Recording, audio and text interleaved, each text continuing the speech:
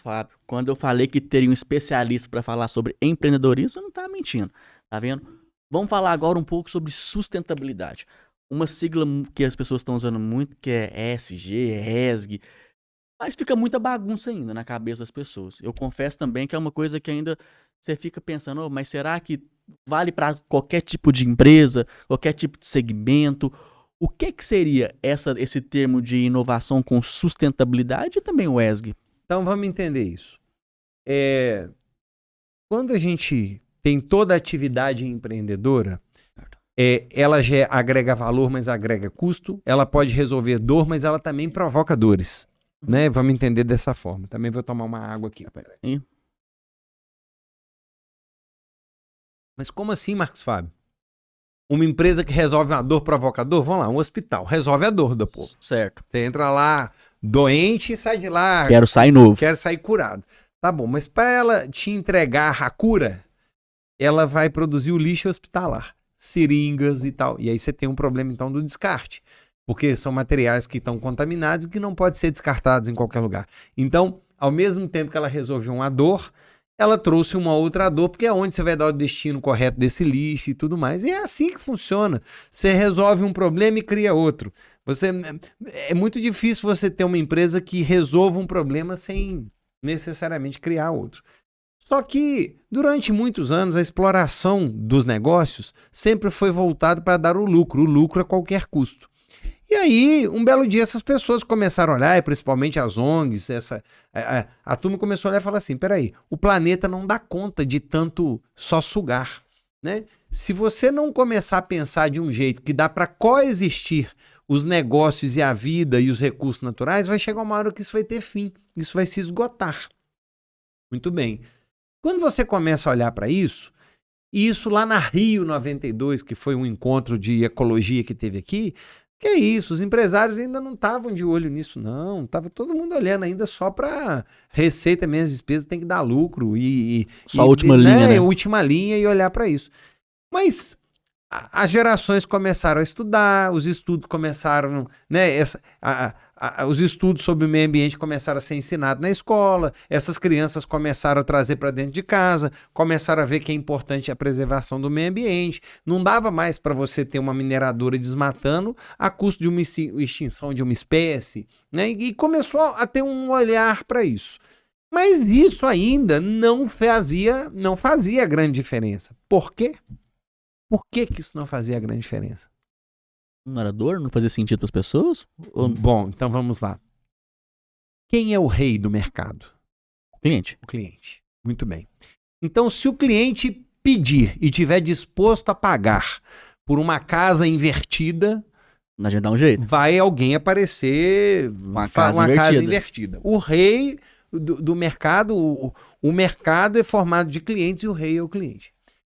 Quando que isso começou a mudar? Quando essa geração que foi educada na escola começou a não mais querer consumir de empresas que não tinham práticas sustentáveis.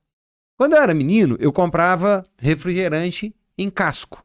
Então, eu pegava o casco, ia lá no bar, comprava o refrigerante, voltava, né, tomava o refrigerante. Se eu queria comprar outro, eu tinha que levar o casco.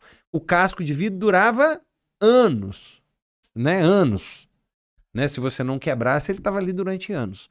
Aí alguém veio com uma ideia de custo mais baixo, vamos fazer no plástico. Beleza. Aposentou-se os cascos, não tinha mais logística reversa, você não tinha que recolher aquele casco, não tinha que se preocupar com aquilo. E aí o que acontecia? Você deixou de usar os vasilhames de vidro reutilizáveis e começou a utilizar plástico. E aí você utilizava plástico, comprava no plástico, não tinha que utilizar o plástico para recompra. Qual é o destino desse plástico? Lixo, descartado de maneira incorreta, ou às vezes a rua. Vinha uma chuva, dava um enchente, o que você via boiando? Alagamentos, as garrafas de refrigerante. E aí, dependendo da marca dessa garrafa, nem precisa estar com rótulo, que você reconhece que é garrafa é aquela. Então você já começava a ter uma propaganda negativa daquela empresa que você estava agredindo o meio ambiente.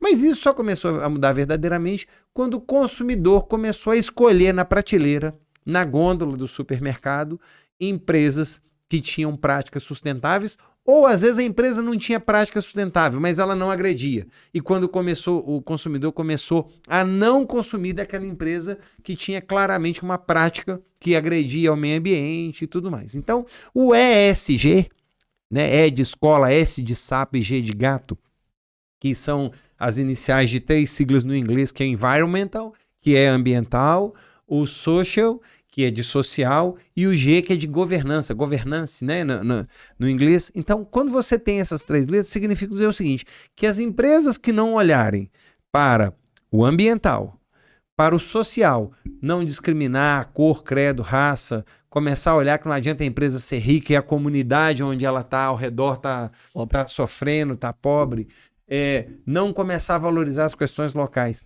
E a governança. E por que governança? Porque a boa prática de governança vem de quando você tem os princípios da governança. Transparência, prestação de contas, equidade e responsabilidade corporativa. Uma empresa que tem governança tem responsabilidade corporativa. Uma empresa que tem responsabilidade corporativa de verdade, ela vai entender que ela é responsável por tudo que ela causa naquele ambiente. Então, uma empresa que tem responsabilidade corporativa não vai querer o lucro a qualquer custo arriscando a vida das pessoas. Não vai querer, para economizar, não comprar EPI, por exemplo. Comprar EPI ou negligenciar uma regra de segurança porque custa caro e de repente pode matar centenas de vidas. Então, quando você tem a governança sendo praticada da forma correta, e se você é uma empresa que está olhando para o ambiente, para o ambiental e para o social, você diz que essa empresa é uma empresa que está em conformidade com o conceito do ESG ou ESG, né, com as iniciais no inglês. Então, quando você olha para isso, você começar a investir em gestão sustentável não é mais um modismo. Os empreendedores que estão nos assistindo, eles precisam entender que esse conceito não é um conceito de grande empresa, é um conceito de pequena empresa também. Você pode fazer prática sustentável em pequenas empresas. E aí, entenda uma coisa, empreendedor da pequena empresa, isso não é só moda não, isso dá lucro. Mas como assim isso dá lucro? Vamos entender. Quando você tem prática sustentável e tem um cliente que está olhando para isso, ele prefere o seu produto na prateleira do que do outro. Então você começa a conquistar a legião de consumidores e de fãs por uma prática social sua, por exemplo. E ele paga mais caro por isso. Pode pagar, não, nem vou dizer, pode pagar mais caro, mas se ele já começar a escolher o seu produto em detrimento do outro, então você pega, por exemplo, né, eu tive a oportunidade de assistir em Nova York mesmo uma palestra do Ronnie Mesley, que foi fundador da Reserva. Hoje ele não está na Reserva mais. Ele escreveu lá o livro Rebeldes Têm Asas, né? E uma das práticas da Reserva era aquela prática de para cá 5P, 1P ou 20P, 1P. Acho que era 5. 5P, 1P. Ou seja, para cada 5 produtos vendidos, um prato de comida para matar a fome de quem estava na rua.